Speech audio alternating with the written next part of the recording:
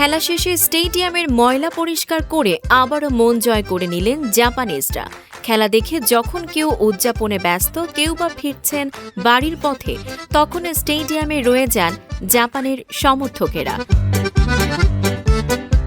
হাতে প্লাস্টিকের ব্যাগ নিয়ে তারা শুরু করেন পুরো স্টেডিয়াম পরিষ্কারের কাজ। বিশ্বকাপে নিজেদের প্রথম ম্যাচে নেদারল্যান্ডসের বিপক্ষে 2-2 গোলে ড্র করে জাপান। তবে ম্যাচের ফলের চেয়েও সামাজিক যোগাযোগ মাধ্যমে বেশি আলোচনায় এসেছে জাপানি সমর্থকদের অসাধারণ আচরণ।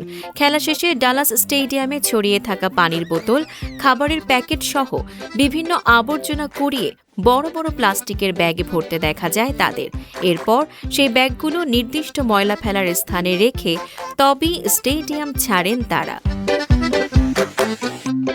জাপানি সমর্থকদের এই দৃশ্য নতুন নয়।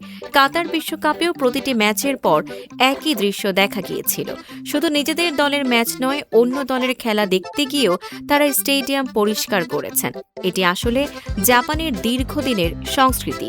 দেশটির ঘরোয়া লিগের প্রায় প্রতিটি ম্যাচের পরই সমর্থকরা নিজেরাই গ্যালারি পরিষ্কার করেন। তাদের বিশ্বাস, খেলা দেখতে গিয়ে যে ময়লা তারা তৈরি করেন সেটি পরিষ্কার করার দায়িত্ব তাদের। আর সেই দায়িত্ববোধই আবারও মুগ্ধ করেছে বিশ্বকে। Tanjiba Nowrin, face the people.